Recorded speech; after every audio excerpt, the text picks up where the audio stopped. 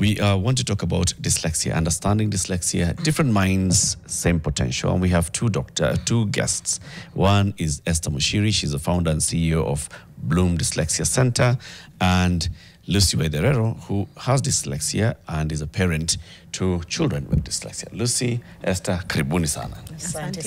Good morning, and thank you for agreeing to come for this conversation. There are many people who don't understand this dyslexia story. And so, for example, you, Esther, you'll explain it to us simply, and then Lucie, you come and tell it to us practically. Okay? Yes. So we just get it practically. Yes. To welcome you to the conversation, though, Janet is going to give you the day's quote. There's a quote from somebody who said something some time back, and let's see whether it makes any sense today to you. So the quote was said by Nuruddin Farah, who's a Somali novelist. In one of his books, he said, "Silence is also a language. It can scream louder than words." So just your reactions. Maybe we start with you, Lucie. What do you make of that? What does it speak to? It speaks to my being withdrawn when I did not understand what is going on with me, and why I don't seem to understand some things, and why it's so difficult for me to learn concepts. You know, so the silence, the withdrawal. So you just go quiet and just look at people. Yeah. That's powerful, and we'll learn more about that. You just sit back and just look, because now you are not even able to express yourself to tell them where you are at. Where I am at, yeah. So, I'd rather just be. And that already is loud. Yes, enough. the silence is Now I loud. shall judge. So. Yeah. No, I shall judge. What about for you? Well, I think for me, that speaks to the fact that dyslexia is an invisible learning disability. And so it may look silence, but I keep saying it's silence and invisible to those that don't have to live with the impact, and sometimes maybe the adverse impact that dyslexia has when it's not identified and when it's not supported. And therefore, we have many people working silently with this condition, not knowing. We have parents, we have teachers who are handling children with an invisible issue or challenge. Yet the sad thing is that the prevalence is very high. When we talk of 1 in 5, that's a huge 1 in 5 people in this country. In the world. In the world. In the world. In the world have dyslexia. Yes. Okay. Yeah. So we'll go all high. the way. That is high. That's very high. And that's why I think, like Eric said, it's just really stripping it down, granular, and understanding it. I know October 8th is World Dyslexia Day. That's correct, which is why it's so important to have this. So how would you describe dyslexia? Okay. So in simple terms, dyslexia is learning disabilities that manifest itself in significant struggles in learning to read. Learning to read. And so when I talk about learning to read, that says that dyslexia is a language-based disorder. So learning to learn a language, and here we are not just speaking about English, any language that is phonetic, whether English, Spanish, French, because it's about how the brain processes written information. And that's why we are talking about the reading. But again, if you're struggling in reading, it goes without saying, you're going to struggle with writing, you're going to struggle with spelling, and again, there's another casualty, which is reading comprehension. So basically, we call it, actually, the layman's term is it's a reading disability. But of course, it spills over to the other literacy skills. Before we come to Lucie, just again with you, Esther, you know, some people might say, oh, struggling to read is, you know, maybe it's just a phase, maybe they just need to get to the next level. What do you mean by struggling to read? And I know that sounds like a strange question. Yes. Because sometimes, for whatever reason, somebody struggles to read and then they move beyond it and they learn slowly. Yes. Struggling, what's that threshold for really struggling to read? Is it just inability to piece the words together, inability to be audible around them? Okay, that's a very good question, Janet. So basically, actually, the struggle is in learning to read. And when do we learn to read? So ideally within the school system, learning to read happens in preschool or kindergarten. That's when the children are exposed to the sounds, the letters and the sounds, because a language is a code. So let's talk about English, which is a language that maybe most of us are familiar with. Yeah. So the code for the English language is the letters of the alphabet, the 26 letters. And then those letters form sounds. So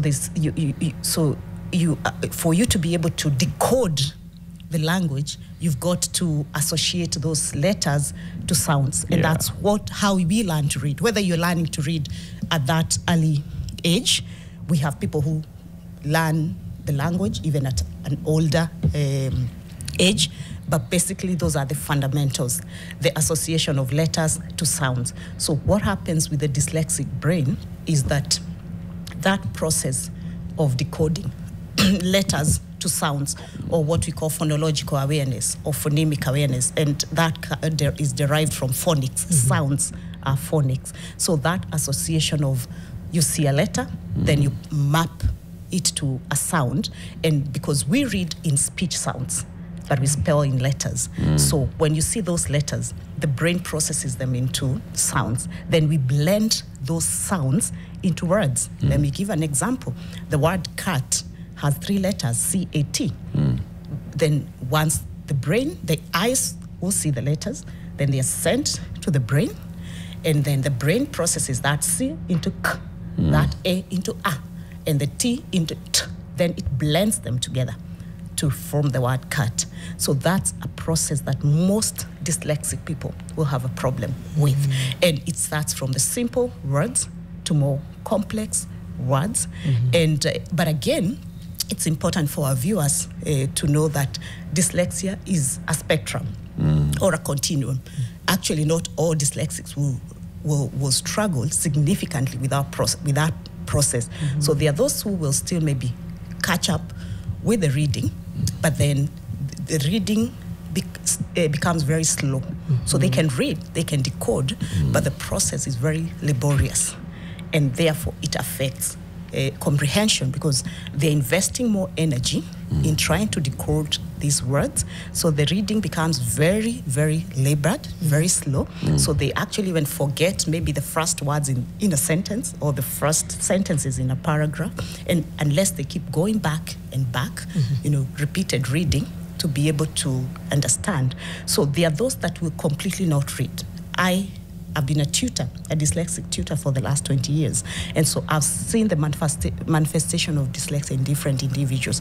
So we have those even adults to date who still can't read even the simple words. Reading it. Yes, there are those who are reading, but the reading is very slow and therefore labored. But again, it's also important for our viewers to know that dyslexia is not an intelligence issue. So it doesn't affect the cognitive system. And that's why I want to come in there. Yes. Okay? Yeah. And before we come to you, Lucie, because Lucie will come and tell us practically what's happened with you. When a child is young, when a baby is still small, Esther, they start, learning by observing. Right? Yes. So they can observe and they can tell, these are my family members. I see them often. This is definitely my mother. And then they start speaking those first words. Yes. Mama, Baba, So they'll do the same. And here you're not learning. Yes. Then you'll also learn before you go to school to start seeing things. You'll start learning. You'll learn this is Mama, this is Baba. You'll learn some things even if you don't say them. Yeah. So you are able to comprehend that this is a cup, yes, that this is food, this is water, this is bath time, this is a bed, yes, this is bed. You can tell all those things, and you can even speak. Yeah.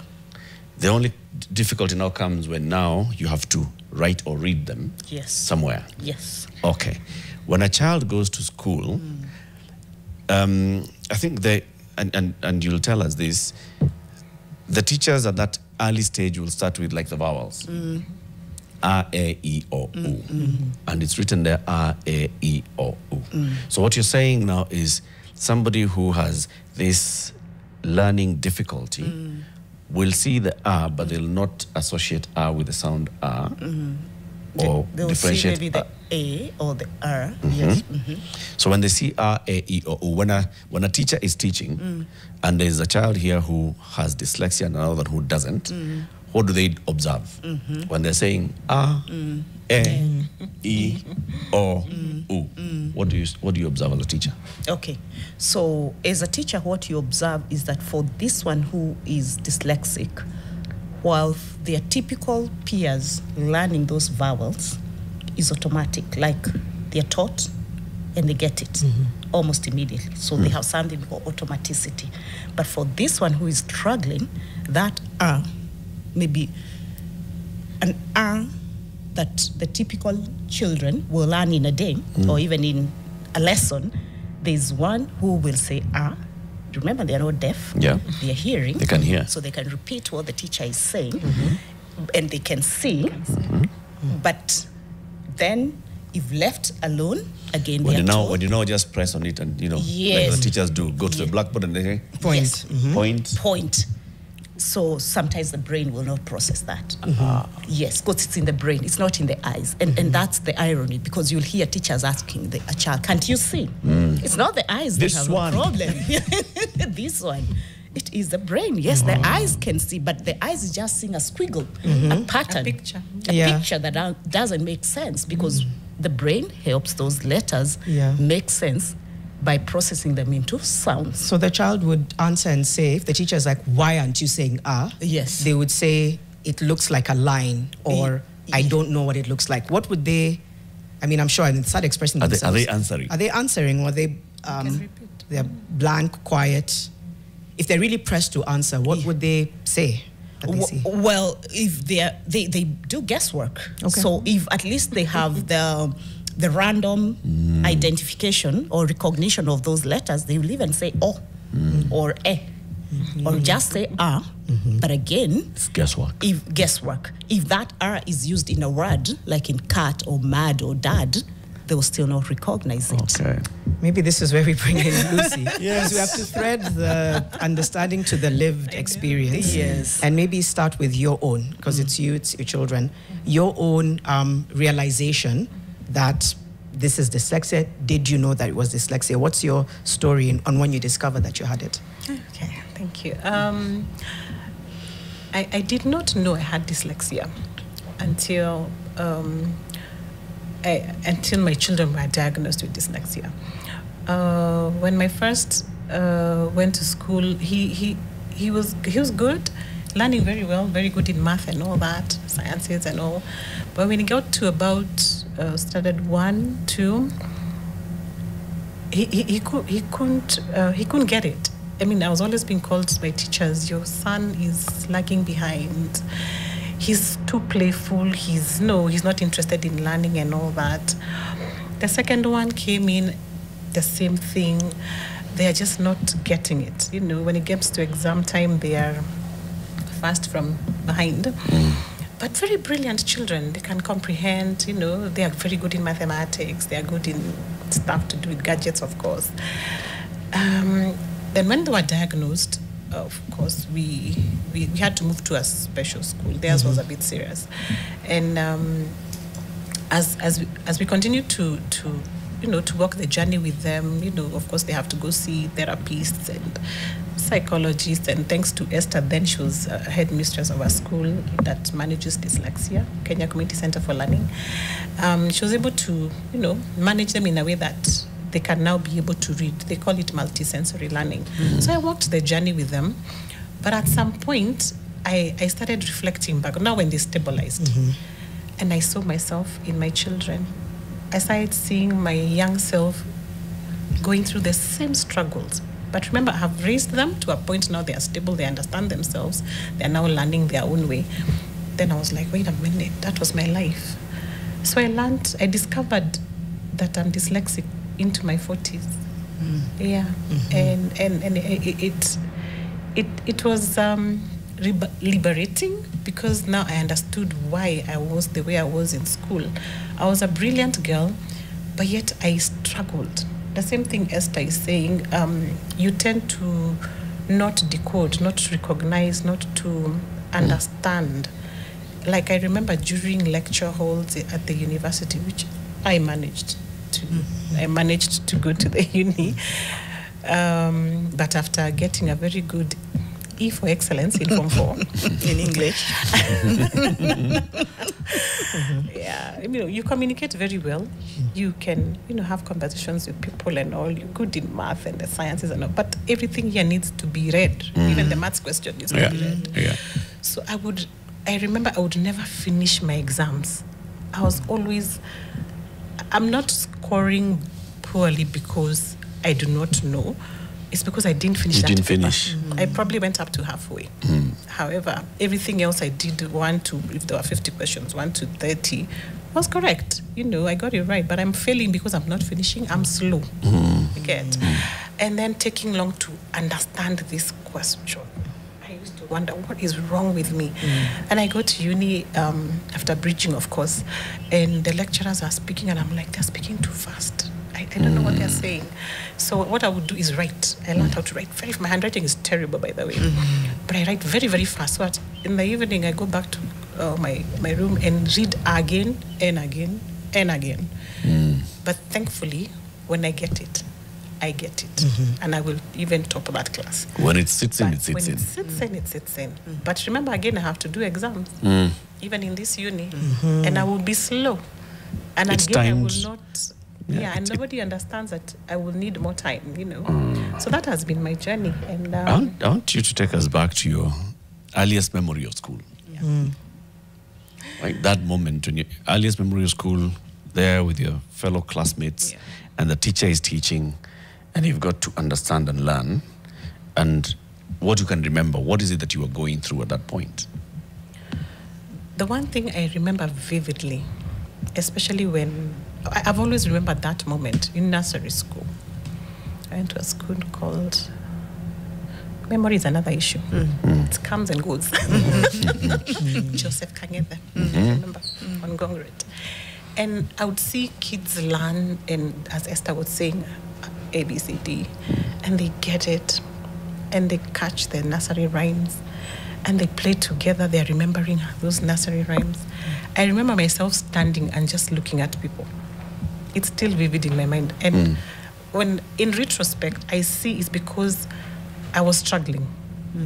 I was struggling. I didn't know how are they getting it and I'm not.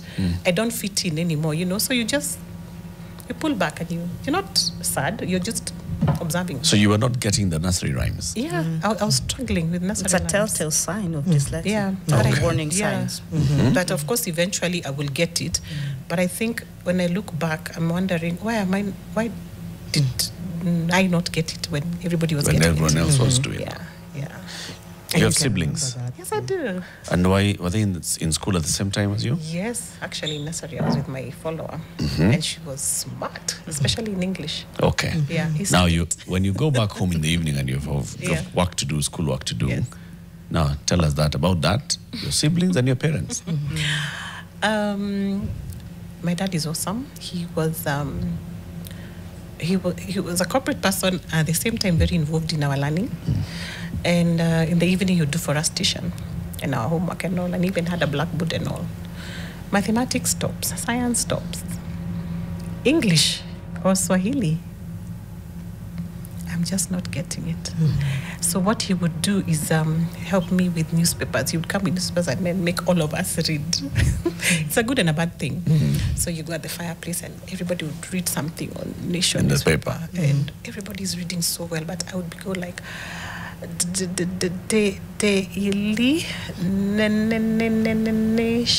the time I'm finishing my paragraph, they are tired. They're like, go practice again.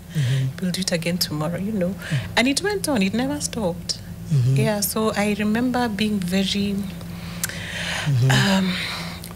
almost timid, about reading. You hated those sessions. To date, I've never been able to confidently read even a novel because it scares me. Yeah. You go back. And how old were you at the time when you were doing the exercises with your siblings? Probably 5, 6, 7. Yeah. And he would still keep encouraging. Nothing would really change. Nothing would really change. Yeah. The reading just became really tough. But eventually I learned. I took long, but eventually I learned. I now read, and I read very well. Of course, there are some words which I'll struggle with. Yeah. Yeah, But they're there. Yeah, and spelling was terrible. It still is. We're going to a break. Yeah. But there's something I'm hearing. So, and Esther, you said it's a difficulty learning to read, write, and spell. And then you said it's phonological awareness. It's about language. So numbers is not included in this story. Numbers are included in this story. Okay. We'll come back. Pause there. Because Lucy is very good with math. Yes. But she wouldn't. English and Swahili. English and Swahili reading is where she's having a. Okay, we'll come back into that. We are taking a break. Dyslexia awareness. What date is it? October 8th, right? Yes. October 8th. When is that? 6 days from now. Sunday. Okay. Sunday. We have two guests with us. Esther Muchiri is a founder and CEO of Bloom Dyslexia Center, and Lucie Waitherero has dyslexia, discovered it after she saw her two children and were diagnosed with dyslexia. And then she was like, me, same was up. And now we're getting into that experience as well.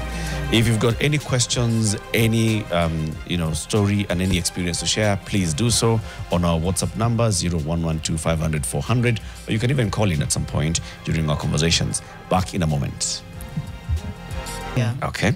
As we get back into the conversation, feeding is important. I'm sure you'll talk to us about, nutrition at some point. But kukula ugali ni kitu mzuri. Ama chapati, ama mandazi, ama mahamri. Okay? So Esther, as you think about your next meal, make it a heavy meal. Okay. And think about layer. Layer, premium, fortified, wheat, maize meal. Okay. Layer, premium, what? Fortified? Maize meal. meal. Okay? And for you, Leslie, no. Lucy. Lucy, because I'm there, layer. Who's this? For you, Lucy, it's layer, all-purpose, fortified, wheat flour. Okay. Yes. Yours is all-purpose, fortified, unga chapo. Yes. Unga ugali. We have some for both of you. Oh, wow. Oh, lovely. In fact, we're only showing you, you'll each have your own bag, but I thought we'd show it to you. you So so this is the much. premium all-purpose fortified wheat flour. That's the one. Yes. You can pass this on to... It's making me hungry. Even though I eat a heavy meal in the morning. Do you both eat heavy meals? Oh, yes. Yeah? Oh, thank you. All this is yours. Thank you so Have a much. Let's go party with this. today. Wow.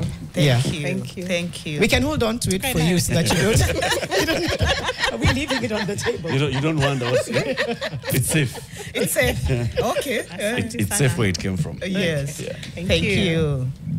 So, Well, once we taste it, we'll spread the word. Yes, and Yes. give us a feedback. Yes. To Apatie. Yes.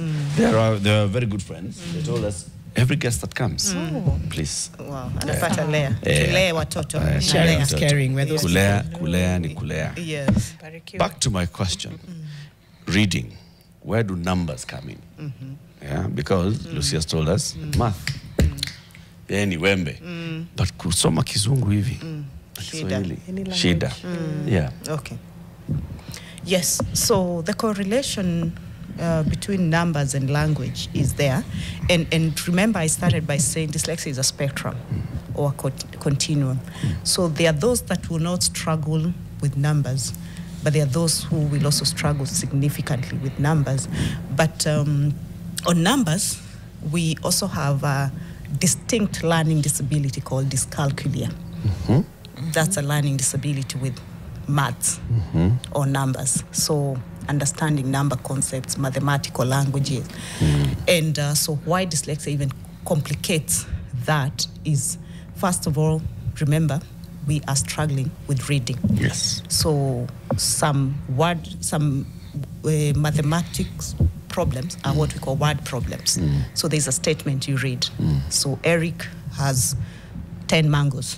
He has 5 friends and want to distribute those mangoes to the 5 friends. So how many mangoes will each friend get? Yes. So reading that story. Already getting that story. Yes.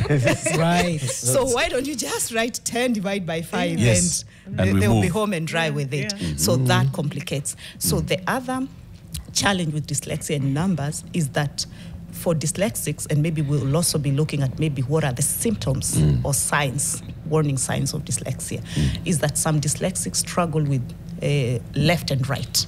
So when you're doing computations in maths, especially maybe the double digits, we calculate from the right, going to the left. And so if we have even the regrouping, the carrying over. Carry one. Yes, carry one.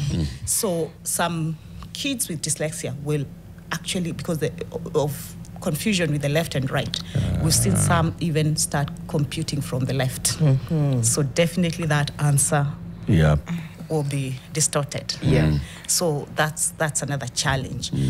So, but again, if it's dyscalculia, because there are those that will present with dyscalculia and dyslexia. So that complicates again the numbers or the mathematic knowledge and skills, and then the handwriting is also, of course, a problem. And again, just like the reading, we are saying it all starts with the letters, decoding the letters and the sounds. So what, again, the challenge with maths is a similar concept, because for the numbers, we have the kids will learn number 1 to 10 to begin with. Then what is number 1? So there's something we call number value. So when you see 1, what comes to your mind? 1 item, 1 cup, 1 spoon, 1 plate. 2, the same. So the children need to attach meaning to those symbols. And that meaning is what we call number value, because that number value is what will help them when they advance to now number operations, whether addition, subtraction, division, or multiplication. That if it's 2 plus 1, you know the value of 2. And that's why even kids start with those 2 balls. Have you seen kids working out? We call them the counters, but they just call them balls. It's to give that number a value. That 2, you draw 2 balls. 1, you draw 1 ball. Then they count. So that's a scaffold that children are given when they begin learning. But the idea is, with time, they need now to automatically get that number value, and that's how you withdraw those counters, those the scaffolds. Because once now the child is able to attach a value to a number, they can independently, or without those scaffolds, calculate. So again, for kids with dyslexia, even without the dyscalculia, or even if the dyscalculia is there, just like they are not decoding the letter, or associating the letter with the sound. So again, they are not able to associate the number and the value it makes. So if that skill is not achieved, the child will not make a leap to more advanced number operations. And that's why you're seeing everything starts with identification, recognition. We're identifying letters, we're identifying sounds, we're identifying numbers. Then we go to the next step of what do they mean? How do we attach meaning to this code? Because even maths is a code to this code. And then also they will definitely struggle with all the formulas, the symbols. So it's not automatic. Some kids that the plus means addition. And even for those that maybe will try the addition, because I've seen most kids who are struggling, at least they can add simple 1-digit or 2-digit operations, but then the division and the fraction, which is a mathematical language, becomes a challenge. So they are not. They will struggle to go beyond the simple. Yes. This is something that you're resonating with, and that you saw in yourself and your children as well. In your case, this continued throughout. I imagine for your sons, and you'll come and tell us, at some point they were able to get the support. For you, and you mentioned it earlier, even now you said, your handwriting isn't the best, etc. Do you still, if you look at a mathematical equation, is it still something that's daunting, or you're like, no, where I am now, I can figure it out for you? For me, maths, I like the way she explained, and it's taking me back, how I got to understand the value of numbers. I've just learned that, right? So I guess I am self-taught. So I don't struggle anymore. And I've always had an interest in numbers.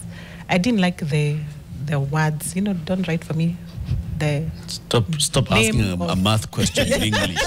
Ask a math question in math. Yes. Math the math for me. Don't write for me the math. Just put the numbers. I love numbers. Yeah. So I would say I placed value early in life, and I just love the numbers. Yeah, I'm okay with working out numbers. Yeah, but don't put words there. You lose me. Don't even ask me questions. I don't know. Speak to me. Tell me. Get me the fraction of but don't make me read it. But when you talk to me, I hear very well and I will decode faster. Yeah. So I don't really struggle with numbers, so to say. And my children the same. Thankfully, they're good with math as well.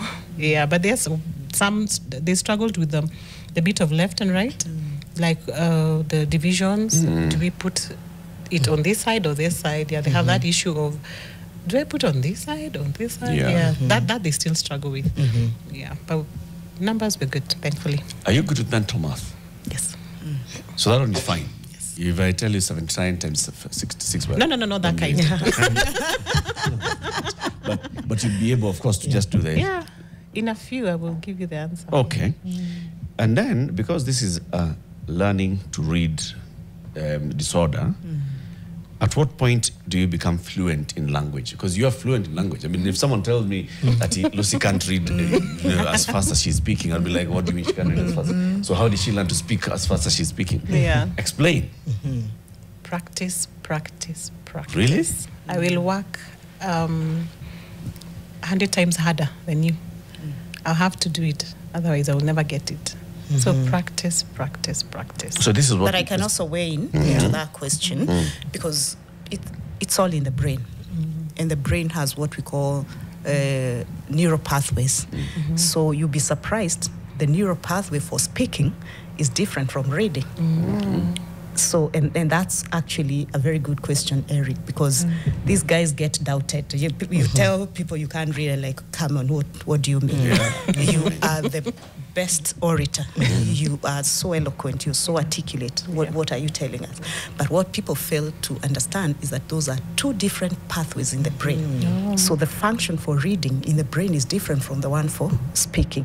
And so we have the reading language, which is a written language, and that's what they're struggling with.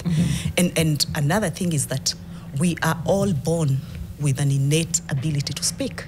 And I think Eric said that. When babies are born, we always pick in language. We are picking language before we even go to school, because we are born inherently to speak.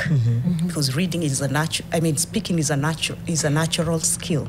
Reading is not. It's artificial. It's an acquired skill. So we are teaching the brain a skill that is not hardwired, naturally hardwired to do. Okay. Yes. Can it be outgrown? Can dyslexia be outgrown, or does it evolve? Can it go away? Yes. Dyslexia is lifelong. It's a brain-based issue. It's a neurological condition. So it's in the makeup of the brain. So, and what happens is that the brain, the reading part of the brain is born with a glitch. That is if it's the developmental dyslexia, which we call the primary dyslexia, the one you're born with. So we have a glitch in the neural pathway for reading. And so dyslexia is not a disease to be cured, but it can be managed. So there are interventions that you put in place to actually now address the reading issue. And so that, and of course, the reading interventions have to be evidence-based, because what you're trying to do is to rewire or reroute the brain to do a function that is not hardwired. So what happens with best interventions when it comes to reading, so it's not just going to be the kawaida reading.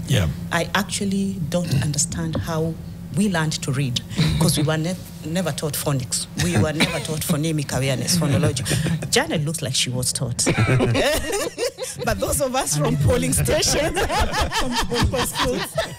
it's a sound that surely those from group of schools, they are very unfortunate. But those of us who went to schools in groups, not group of schools, but schools in groups. We went to school in groups. We walked to school in groups. Many profile to able to on air. It's okay. It is well. Yes, because it's something we call the science of reading. Okay. And so as reading specialists, as dyslexia specialists, we advocate for the science of reading. And that's where you teach language explicitly, directly, systematically. So from letters to sounds to blending. And remember why this has to be done is that English is a very complicated language. It is. I said we have 26 letters of the alphabet, but do you know how many speech sounds? How many sounds English has? 44. So ask me where the 18 are coming from. So we have other sounds we call digraphs, trigraphs, blends, and you've got to teach all that. Another thing is that English comes with rules, but again, we also have exceptions to rules. So if you're teaching grammar, plural, we say we add S to make plural. So boy, boys, girl, girls, man, mans. So if you generalize that, Fish, and fishes. fishes, yes. So you've got Men's. to, yes. So you've got to teach the rules and exception to the rules. So it becomes very, very complicated. And that's why actually, nationally, we are saying our children are not reading. We have grade 8 kids who are reading at grade 3, grade 4 level. But let's ask ourselves, how is our reading system? How are we teaching children to learn?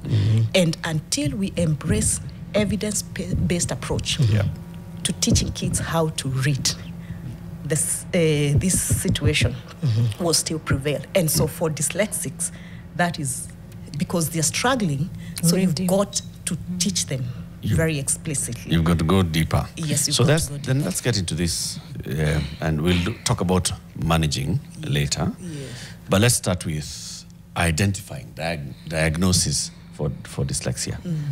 How do you diagnose? Some Kenyans say diagnose. I've never understood that, by the way. It's because of diagnosis. So How they'll say do you diagnosis. diagnose somebody with dyslexia? I know she spoke a little bit to the children, but it's deeper than that. Just go into a typical Kenyan homestead, Yes. and a child has dyslexia. Yes. Who will diagnose Okay. that this child has dyslexia? Okay. What's that journey?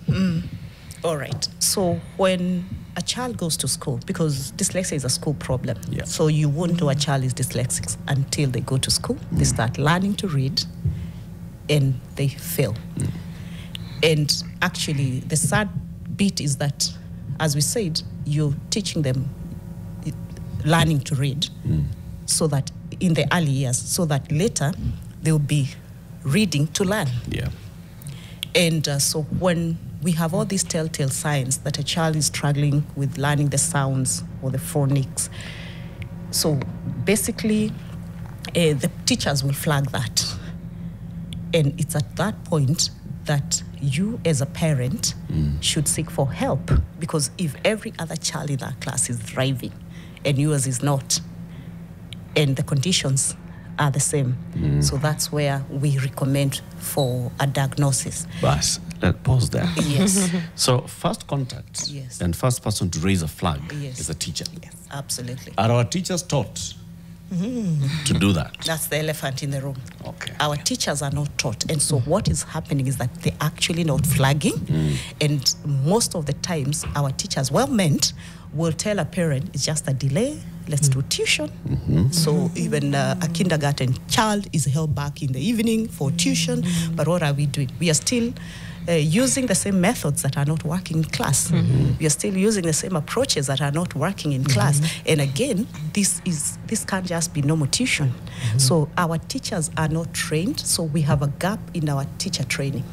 Okay. And it frustrates the child. In fact, Mary Omondia said we have word problem questions in math. Yes. So how do we tackle that as teachers dealing with dyslexic learners? Yes. So she's kind of just talked about, for teachers. I think she's advanced, man. She's already thinking that I would have a dyslexic learner in my class. How many of our ECDE teachers actually have that capacity to distinguish? Yes. How many do, by the way? They don't. Actually, the conversation we are having right now with the county governments is, please, let's retool these teachers, those that are already in practice. Let's teach them about dyslexia, because if the teachers are at the ECD level, because we say let's catch it early, instead of adopting the wait and fail approach, because that is what is happening in our system. I am a specialist assessor. I diagnose for dyslexia, but I receive children who are in high school, who are coming for assessment for the first time. I receive kids who are already advanced in grades, grade 7, grade 8. That's too late, because we talk of early identification leads to early interventions, and the efficacy of the interventions work best when the brain is still very, because remember we say it's a brain-based issue. There's something we call neuroplasticity. The brain is plastic in nature. So any interventions, whether it's speech therapy, occupational therapy, reading therapy, the brain responds better and faster while it's still young. So ECD should be the first contact where we are training these teachers, because they are the ones teaching the kids to read. And that's the frustration that the primary school teachers have. So they're always complaining to me that we are churning out kids in primary school who cannot read. We are, from grade 1 upward, we are not teaching kids to read. They are using their reading skills to learn. Wow. We're already now introducing concepts. We're in the second phase of their life. Bakari Sagne is saying, how can educators adapt CBE curriculum for dyslexic children? Can the use of visual aids help? A lot. They do. Is there a curriculum? No. They don't need a special curriculum. It's just adaptations and assistive technology, what we call accommodations, extra time, and of course now the reading interventions, proper reading interventions. Then because they are slow, let's give them time. If they can't read, let's not shame them in class by asking them to read aloud if they cannot. So once our teachers are trained, they'll be more empathetic and more equipped on how to support these kids. But of course, when it comes to curriculum, there's something we call differentiation, because they will always, in most cases, they are not always at the same level with everybody else. So let's differentiate so that we're not giving them work where they have no capacity. But again, that becomes a double-edged sword, because I have, again, kids who tell me, mistaki kupewa kazi ya watoto.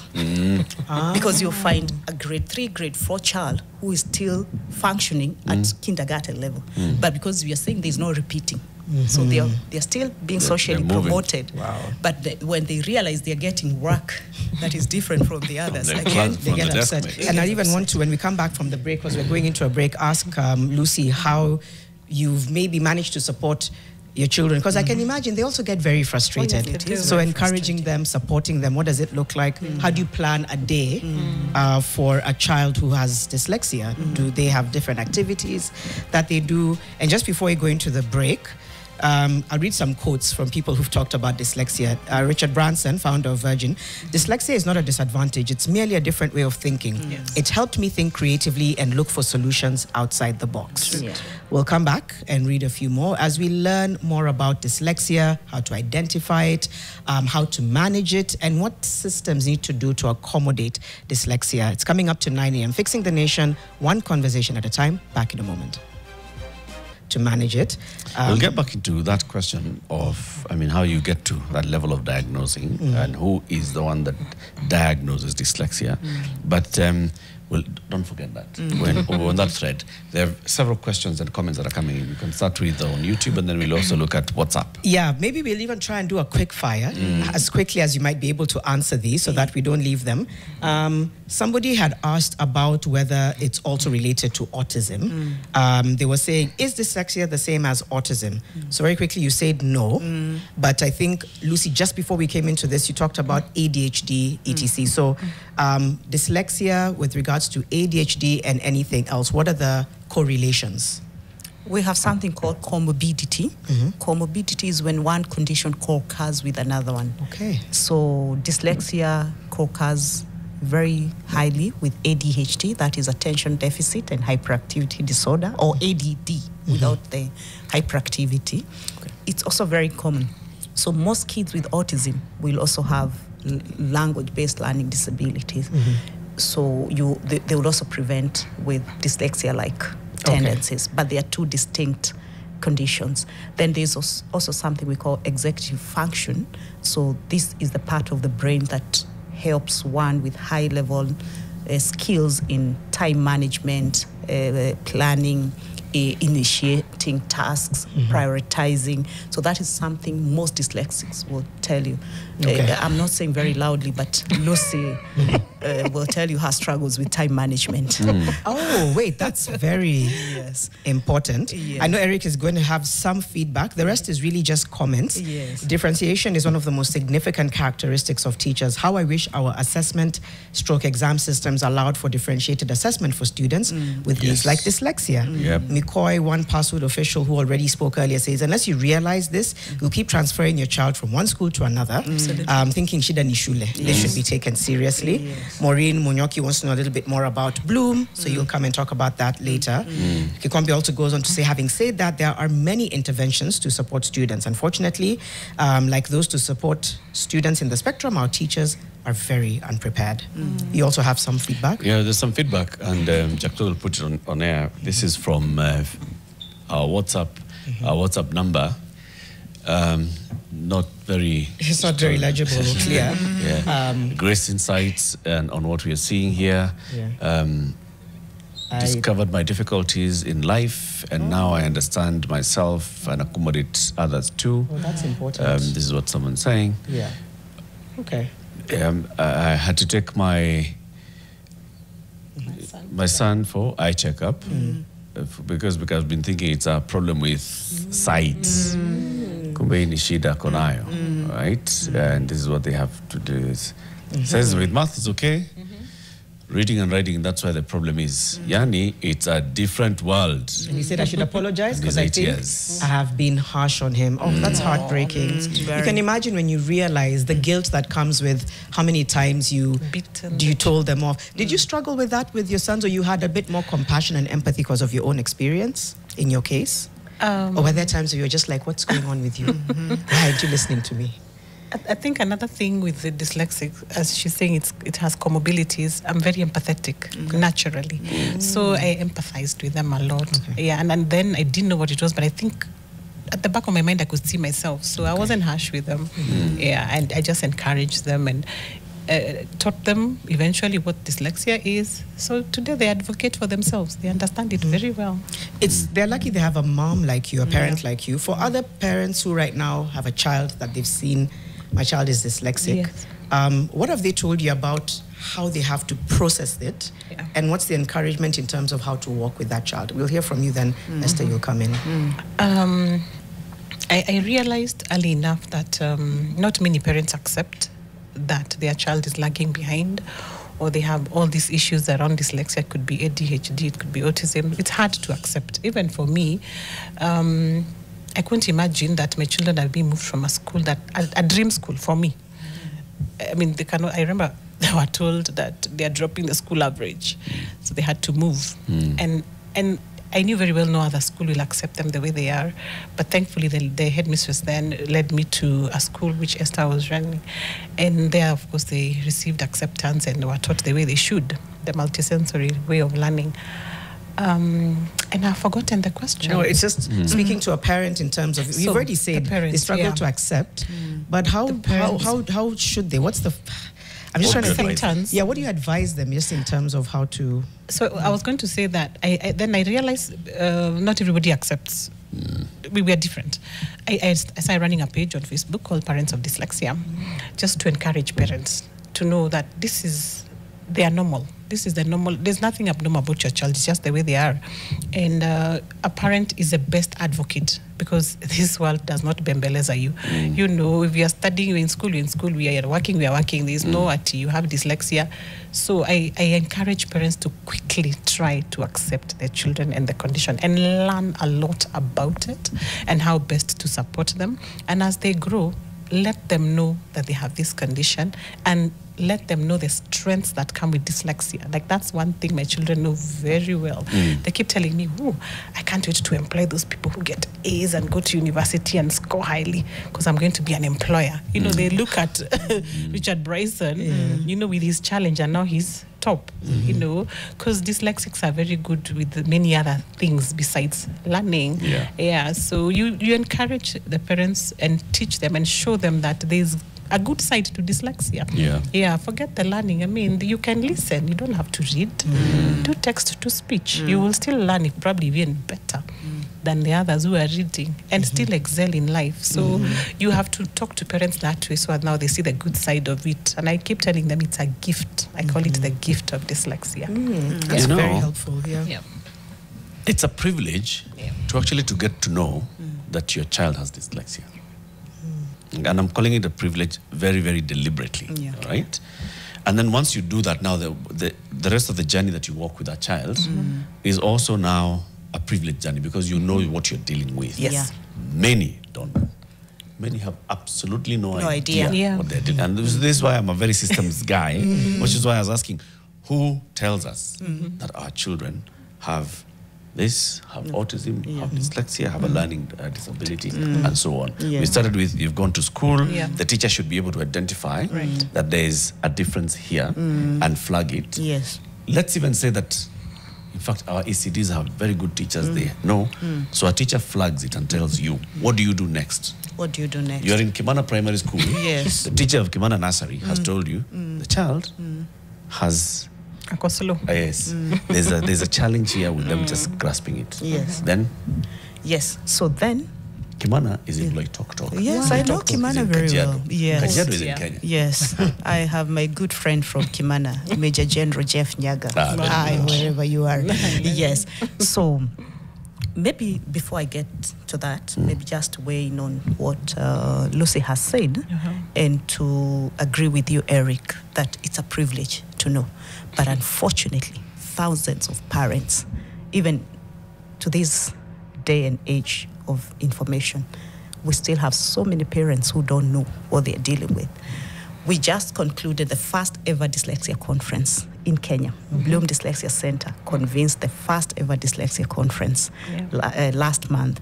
And we had we had panels of lived experience from parents, from dyslexics themselves, and the parents panel was very emotional because when you have parents confessing how they treated their children, how they mistreated their children before they knew what they were dealing with. So there was a lot of mention of beatings, there was harshness and everything that comes with a frustrated parent who does not understand why their child cannot learn. And that is very understandable because this is a child who, by all means, looks brilliant, smart.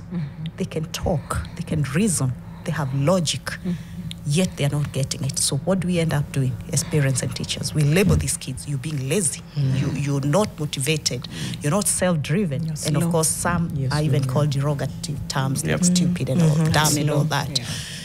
So back to your question, Eric. So because we say dyslexia is not a disease, so it's not within our medical system. So you will not go to Kimana dispensary or health center or which hospital and find a doctor there who will diagnose dyslexia for that child in Kimana. However, when you look at the definition and even how dyslexia is diagnosed, there's a manual we call DSM-5. That's the 5th edition. That is diagnostic, statistic, or diagnostic. But I'm also, I think, a bit dyslexic, so it's one of them. So, but it's a manual within the mental disorders, and so dyslexia is also classified there, and how it can be diagnosed, and that's why there's that sometimes confusion. Is it educational? Is it medical? Yeah. But just like all other neurodivergent conditions, autism, ADHD, you'll find them in that manual, the diagnostic. Who has this manual? This manual is with psychiatrists, psychologists. So if maybe you walk into a hospital that has that department or that unit, you will likely get help. But again, it has to be neurodevelopmental. Maybe pediatricians or doctors who are trained in the neuro. Yes. Okay. So like if, let's say, the big hospitals, you will find neurodevelopmental pediatricians, and those ones will diagnose dyslexia, they'll diagnose autism, they'll diagnose ADHD and all those neuros. In the big hospitals. In the big hospitals. Hold on but there. In the small ones you won't find. I didn't want us to lose our caller. Benjamin from Vihiga, then we'll come back and continue your point. Yes. Benjamin from Vihiga is on the line. Benjamin, good morning. Do you have a question or comment for either Lucie or Esther? Okay, thank you very much, Jonathan. Now, I'm a teacher, and I would like to start by painting the picture in the private schools and public primary schools. Now, in private schools, very many of them, especially those that are just stepping up, very many of them don't have qualified teachers, and therefore, even that ability to diagnose a child who's having dyslexia is a problem. Now, there are very few members, and we expect that it becomes easy for them to carry out a diagnosis, whereby this child is suffering from dyslexia and act, but they are not trained, very many of them, because most of these operators would like to save much, so they employ teachers qualified and pay them less. That's one problem in our private schools. Now, come to public primary schools, of enrollment and overpopulation. That's a problem. So you can imagine a class of about 100 people would like to carry out a diagnosis of a child who's suffering from dyslexia. It's a very big problem, a big challenge. And then comes the craze of producing good results. Now, the former curriculum was designed to produce results. Maybe teacher would also have some... Benjamin? Yes. I think you're very soft. If you could just raise your volume a little bit so we can hear you. Okay. Is that okay? That's better, yes. All right. So, then come to the TPP.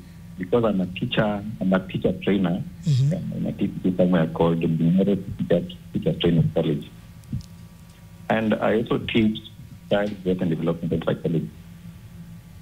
In that curriculum design, there's nowhere where dyslexia has been streamlined, has been mainstreamed. There's nothing. So I had one of the guests there saying that there's a problem in the teacher training. There is actually a problem there. So I know she can contact KICD and ask them to mainstream dyslexia as a strand, as a substrand, or just a concept somewhere in this topic or this term called memory or learning. So that would help very much. Okay. Thank you, Benjamin. Another problem lastly, what is the cost of handling this dyslexia? Maybe out there. Yes. Thank you. Thank you. Good points. Yeah. You talked about integrating it in KICD. That's what I understood the curriculum. Yeah. Okay. Cost of dyslexia, is that a broad question? I suppose it is, because you change schools. Yeah. What does that look like? What does the cost of dyslexia look like? Okay, maybe because this You still I want don't want us Yes, to okay, let's go back there. because of Let me our put a parent pin. in Kimana. Okay. Yeah, so within our education system, we have structures in place on how to not diagnose, but at least screen for dyslexia. So we have a government institution called the Kenya Institute of Special Education, KISE, in Kasarani. So it's a national assessment and research center for matters special education. So it trains teachers, but it also assesses. And the assessment is a screening, which at least is still better off because they'll be able to tell you if your child is in the dyslexia profile or not, and that can now inform further comprehensive diagnostic assessment now to either the neurodevelopmental or psychiatrist or private assessors like us. And then still within the Ministry of Education, we have centers we call EACs, Educational and Research Centers, and they are run by trained special needs teachers who also do the screening, and they are devolved. However, as much as we are saying they are devolved, I know maybe we still have, maybe it could be one in a county, or not all the sub-counties are covered. So it's still a scarce resource at the grassroots level. But I know, I don't want to preempt, but I know there are going to be changes and restructuring on how those EACs will be managed, and hopefully that will also improve the efficiency and the reach and accessibility for most parents to have their children at least screened, if not diagnosed.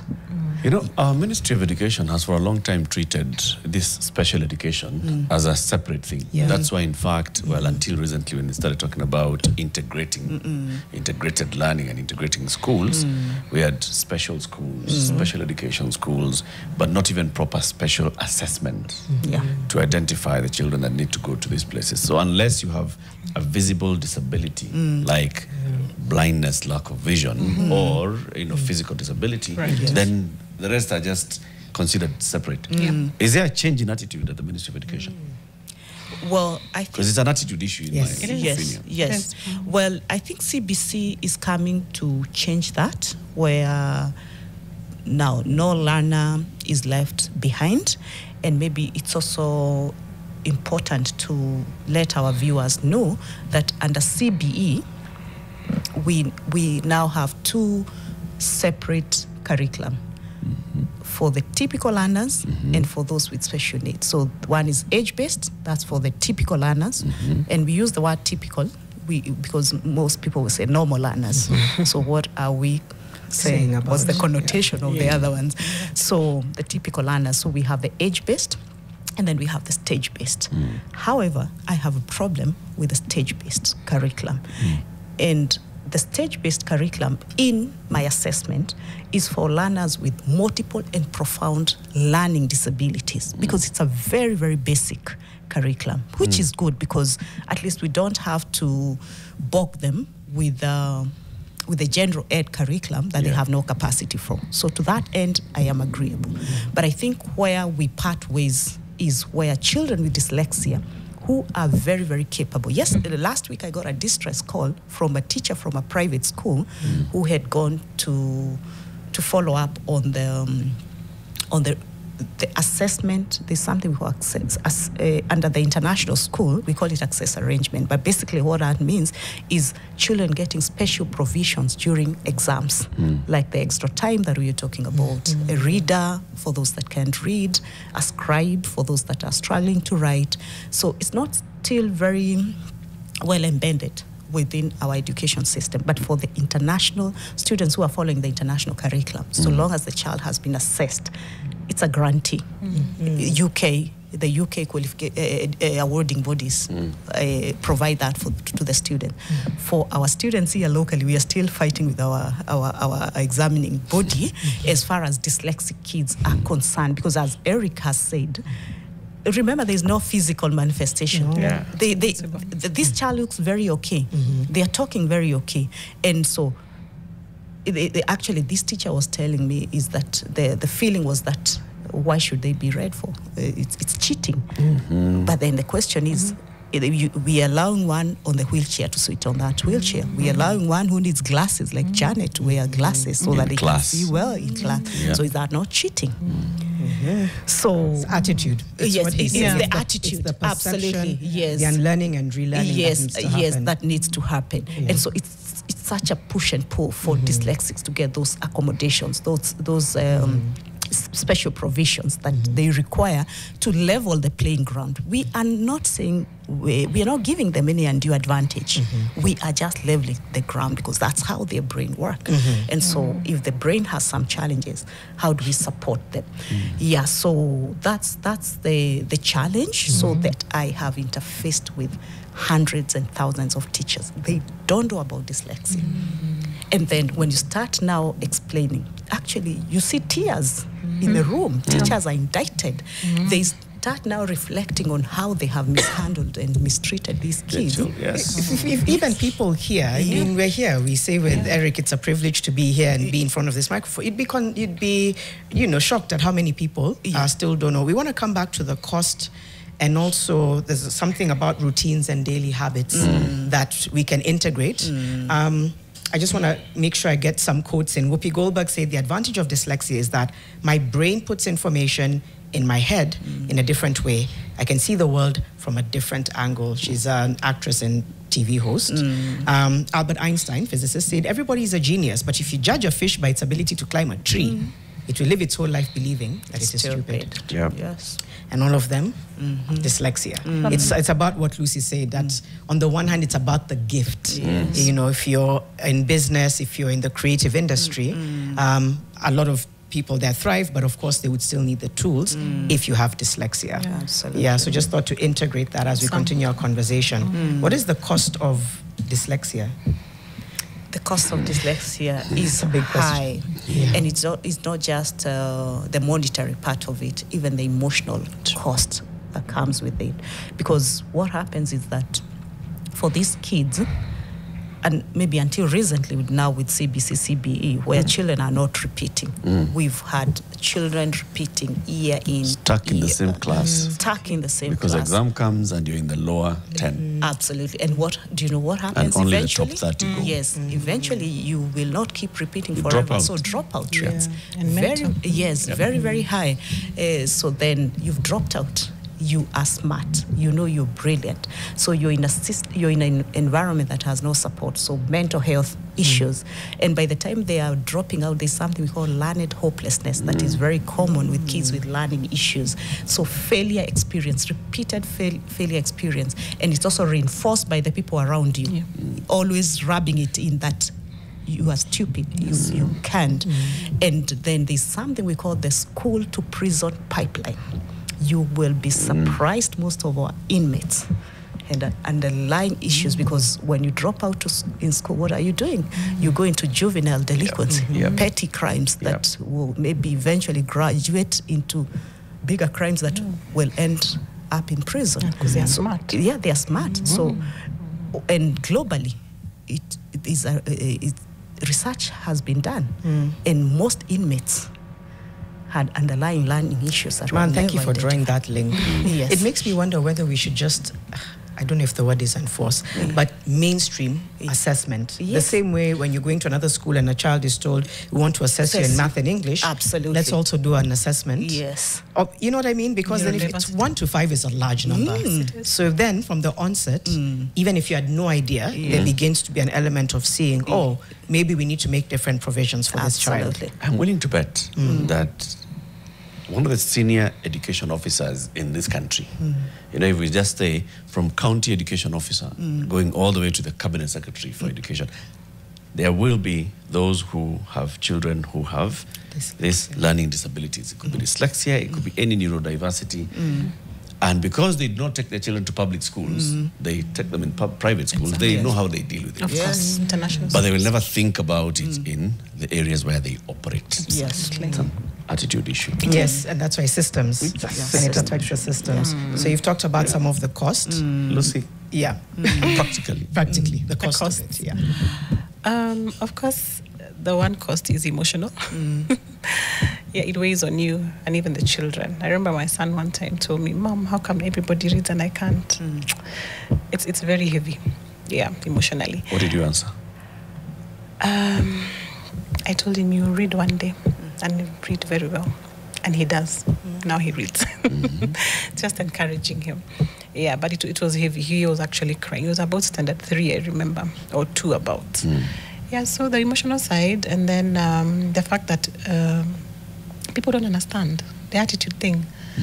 It's very frustrating because everybody's telling you, but your kids are okay.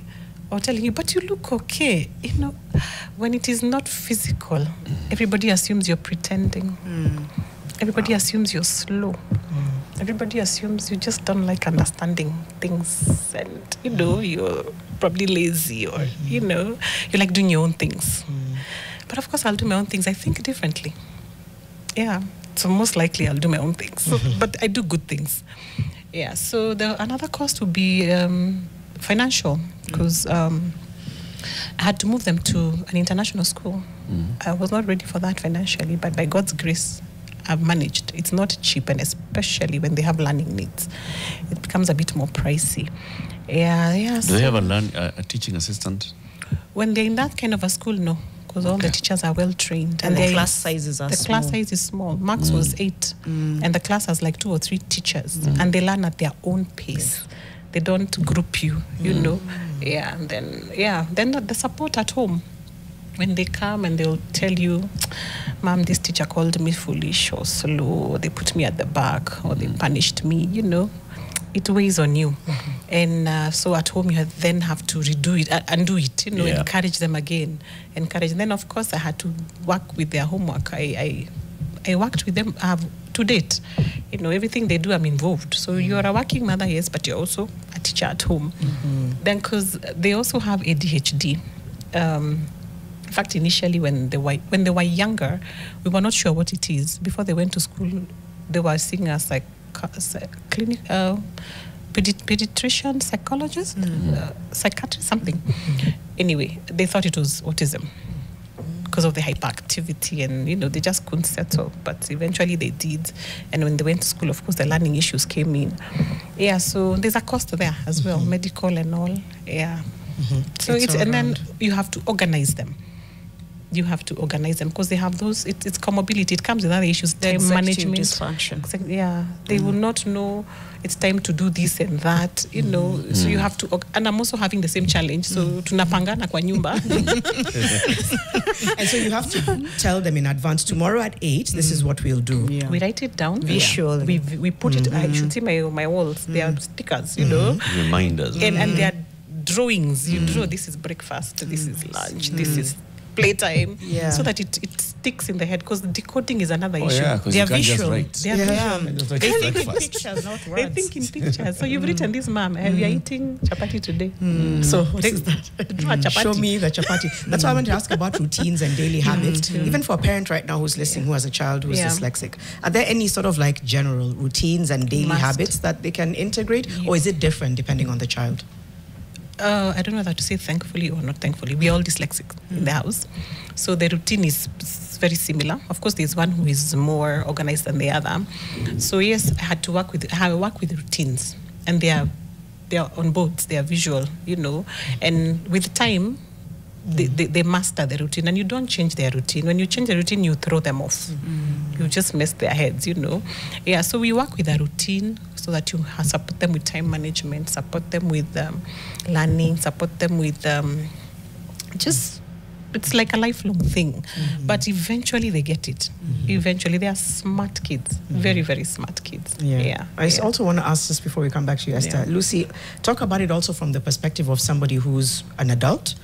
And what you've seen or experienced either in the workplace when it comes to even what workplace accommodations need to be made. I was really waiting for that question, Janet. Because, you know, you have this employee who's brilliant, but a report is needed at 8.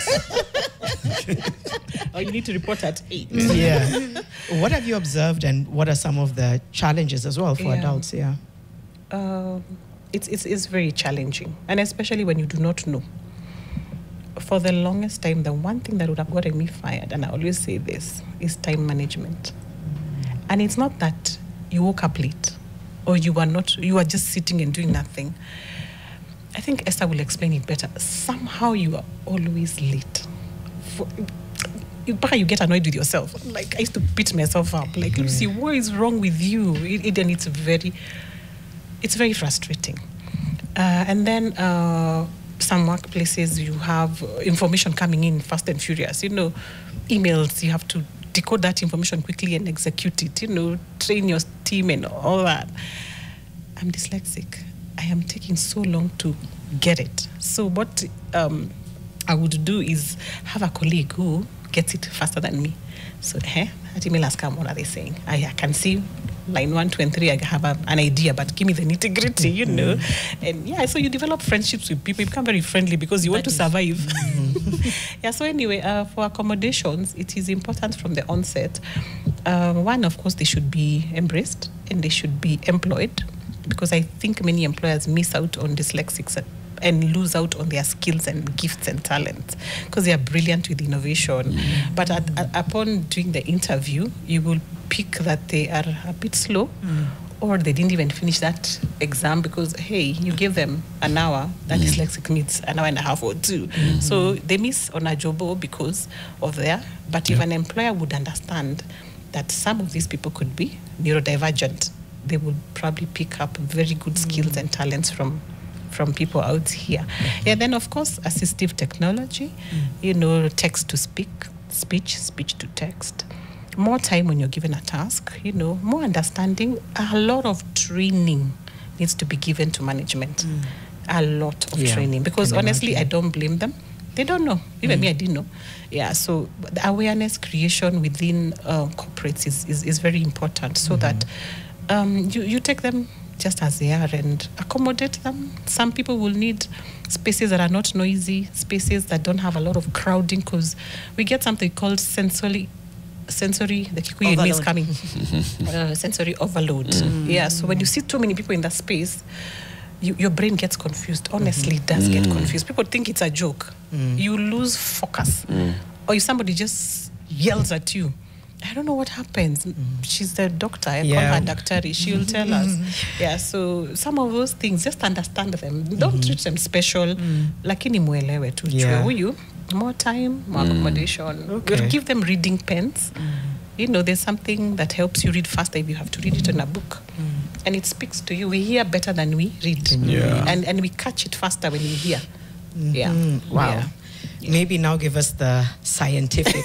The one for not keeping time. I'm really curious about that. Do you just get lost in a world and lose track of time? Yes. Or is there a scientific explanation for not being able to show up on time? Yes, there's a Because there's nothing about reading there. There is something Now about... alarm. You already know it's... Hata uliamka on time. Okay, let me tell you where it all falls together. I talked about the executive function. It's like the CEO of the brain.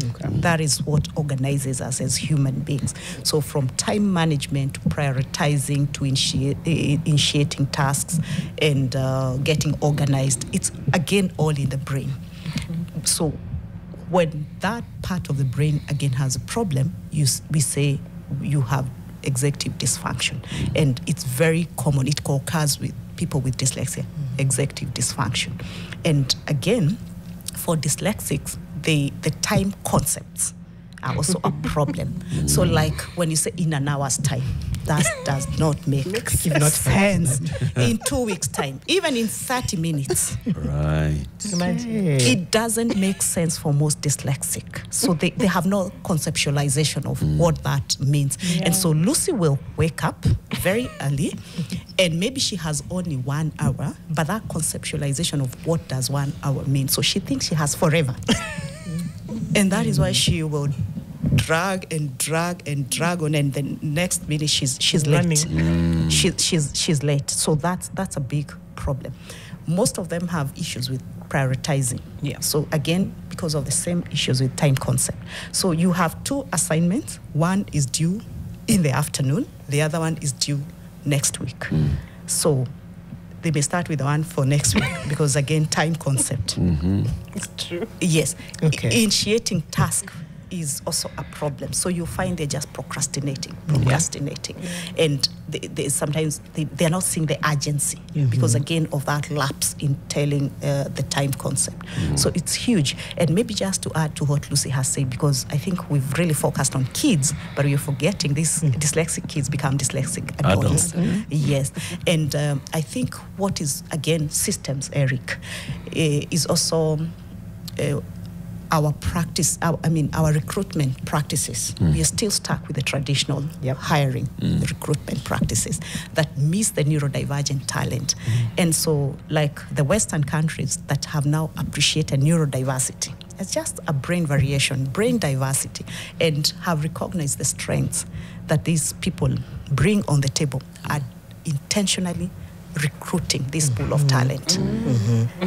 And you talked about this, Richard Branson. They have an organization in the UK, a charity organization called Made by Dyslexia. And it's been founded by successful dyslexics. These are innovators, inventors, entrepreneurs. In fact, last month they were doing a survey and they're saying 1 in 3 entrepreneurs are dyslexic. Yeah.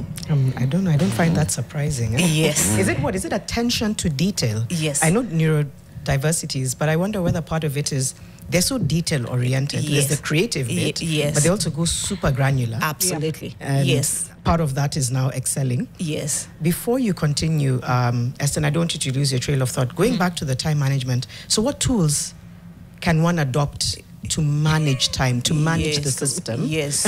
Lucie pointed at herself. Yes, so basically it's what she has said. Yeah. Rudimentary tools like just having sticky notes to remind yourself and just visual reminders. Now we have phones. Put an alarm. Put seriously. Yes, put an With a alarm. note written, Yes. you are going to work. Yes, yes. So put an alarm. Not just an alarm. We have that thing that has, is it like sun? What do you call it? Oh, like for schools, yeah. for kids, we put that, and so assistive technology. Oh, the hourglass. Yes, the hourglass. Okay. Yes, that's the name. Assistive yes, technology. yeah. So Okay. that also helps. So then, as we say, the phones now have alarms. You can make use of that. But again, if it's a child, those tools may not work because the child may be still not independent. So again, as a parent, you have or a teacher, you have to come in, and so even if you have all those visual reminders, you still have to prompt. You have to prompt. All the time. You've got to keep prompting. It is tea break. It is time for maths. It is time, because even transitioning from one lesson to another is a problem. So until maybe now the child can independently or nearly independently be able to do that. You need such a supportive community around Absolutely. you. Oh, yes. Family, friends. Yes. Because it's almost like the community also needs to understand Yes. The different needs. And co-workers as well. And co-workers yes. and employers. And employers. Which is why you were saying management also would need to be a lot of training. Yes. You were talking about a certain organization in the UK and we were talking about neurodiversity. I was just trying to think of the things that stand out. I know I said being very detail oriented. What other gifts are there in neurodiversity? Creative, what else have you seen that people need to lean into? Because here I don't think it's caught on. Yeah. But in countries that it has, Yes. you said creatives, Yes. made by dyslexia. What else is identified as a neurodiverse gift? Gifts. Yes. So back in 2018, Made by Dyslexia partnered with Ernst & Young, UK, and they did a survey. And I think this was also in collaboration with the World Economic Forum. And they came up with a whole report on dyslexia and neurodiversity strengths. And so some of the strengths that they said is, of course, the creativity. There's the communication. They're very good storytellers. They are also very intuitive thinking, like there's no box, not even outside the box.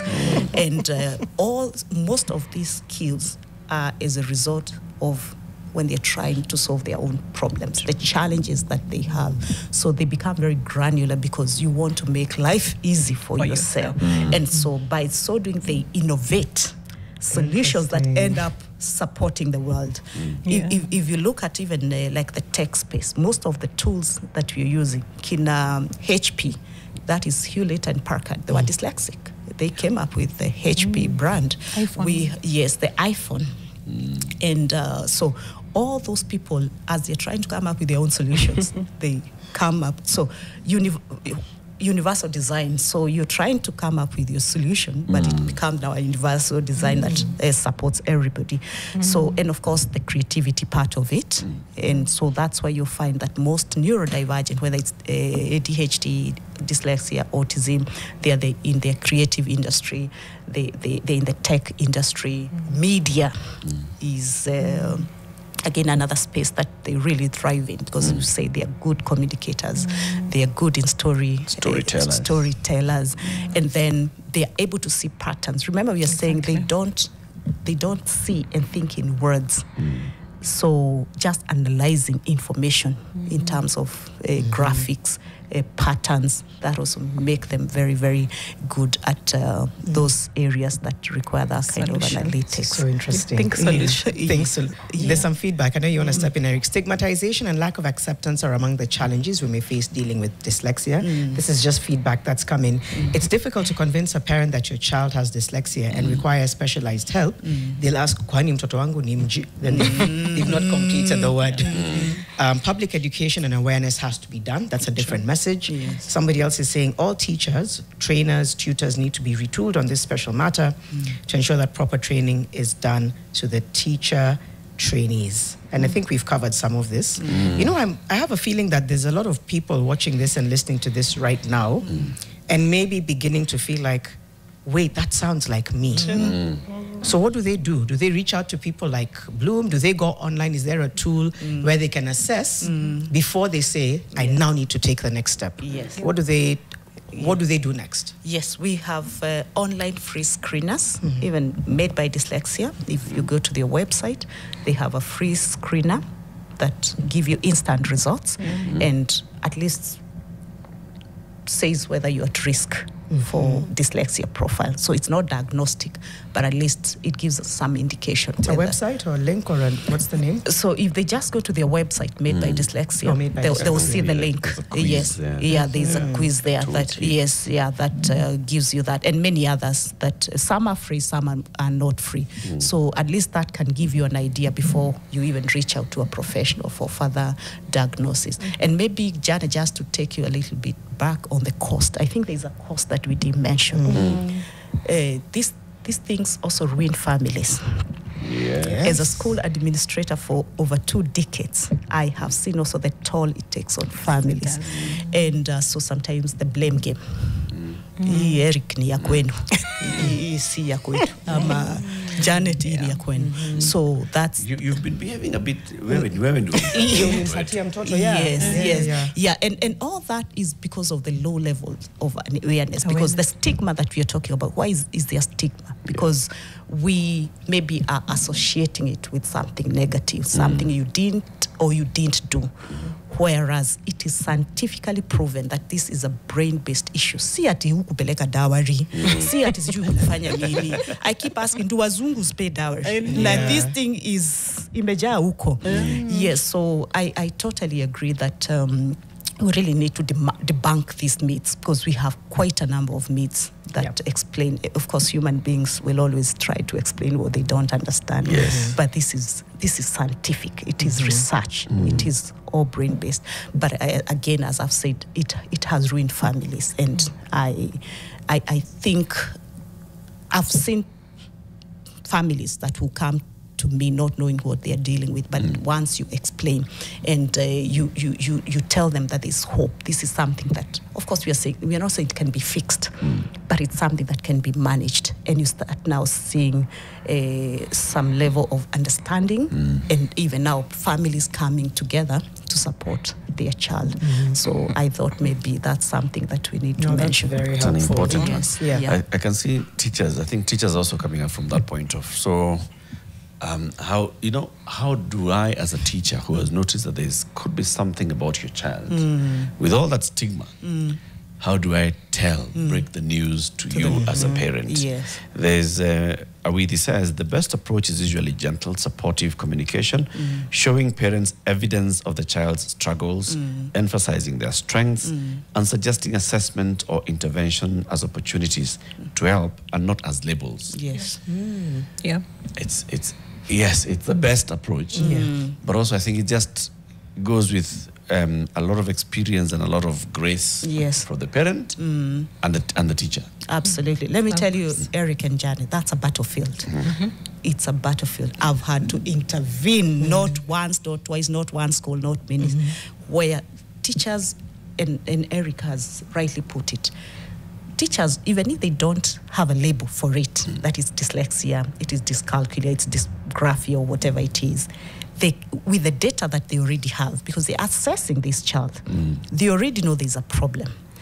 But the problem now comes in how do you tell the parent? Because most parents, a number of parents have been told, and the reaction was not very Actually, I've had teachers who've been fired in some schools just because of saying, we think there's a problem and maybe you need professional help. That is very sad. It has happened. And so teachers tell me, badala ni lose job, si ninyamaze tu. But again, atajionea mwenyewe. Yes, but again, it all boils down to, again, the system breakdown even within our schools, because as an institution there should already be protocol on how such issues should be flagged to the parents. And so and again, sorry to say so, with all due respect to our institutions that are doing very well, again there's that feeling that if we flag it, we may lose this child. Na ni biashara. Absolutely. From that point. Yes. I'm the director of a school. Yes. And this is, first of all, it's an influential member of the society. Yes. Who has brought their child here. And just because they brought a child here, that's a magnet already. And now I started telling me yes. Utaenda. When you utaenda. Yes. Mrs. Kitu. Yes. Muchian says this is quite helpful. The Kikombe says every aspect of the DSM. I'm trying to. We talked about it's Diagnostic Statistical Manual of Mental Disorders. Yes, every aspect has an aspect of neurotalent. Yes, ni spectrum. CO2 full stop. He goes on to say, I met a lady, Barbara Arrowsmith, who wrote "The Woman Who Changed Her Brain." Yes, and invented this software that could, quote, cure dyslexia. Didn't go well. It cost almost 20,000 USD. Yeah, somebody saying there's a cure. No, there's no cure. It's not you manage to be cured. There's no quick fix. And we also have, sorry to say so, rogue interventions out there that are being purported to sort this thing. It's not. And there's nothing wrong with us. This is our normal. This is it. Yes, yeah. You said you have a page. A Facebook page. Yes. A Facebook page where, you share information.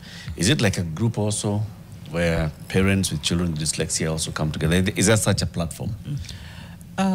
It is a page where I share information that I get from all over the place that would support a parent have a better understanding of dyslexia and how to manage their child, just to encourage them and to upskill them so they understand better. Is there such a group? A WhatsApp group? Or a support group that exists. Where I work, we have a workplace support group for caregivers, but it's not specifically for dyslexia. It's for parents with children with disability. Yeah, but that also helps a lot because we communicate about all types of disabilities, including dyslexia. We have time when we go out and encourage each other. We learn from each other. We bring in people like Esther to train us, teachers. Yeah. Okay. But that should be encouraged. It should be encouraged. We're pretty much at the tail end of the program. Final parting shots from you both. We can start with you, Esther, just in terms of, he asked about support groups, so that's something that's offered at Somebody the center. also reached out and said, we are struggling with this issue in our school. How can Esther and Bloom help us? Okay. Great. Yeah, so when it comes to support group, we have several support groups that are supporting children of neurodiversity.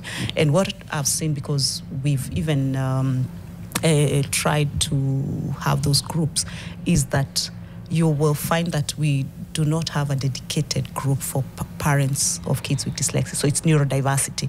So like we have one called Different Talented Society of Kenya, and it carries everybody, parents of children with autism, with dyslexia, with ADHD. But maybe one of our action plan from the just concluded conference is that we are trying to put structures of grassroots support for parents. But again, before we even get there, we are confronting, of course, many systemic barriers, because like one of the things and we thank God that the government also came on board. We had Kenya Institute of Special Education where we hosted. We had the Office of the Government Spokesman. We had KICD NEC and the National Gender and Equality Commission. So we are doing a number of things that maybe now once we get to the grassroots, parents will get help.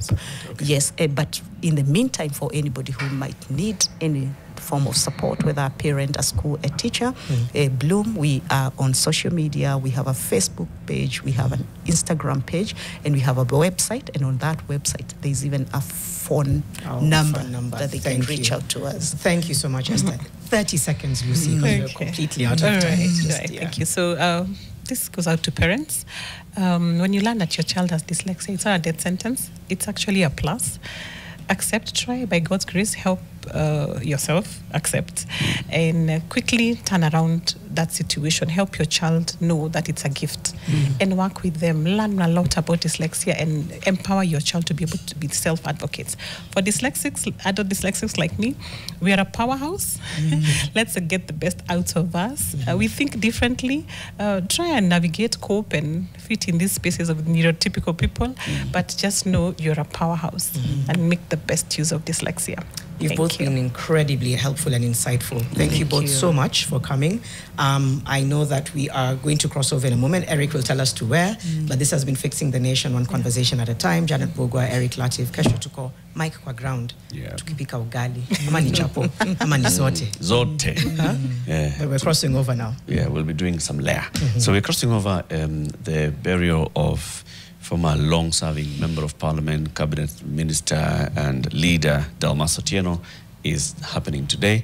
And so we'll just be crossing over there, and you can see the images there. We'll be crossing over for that particular ceremony.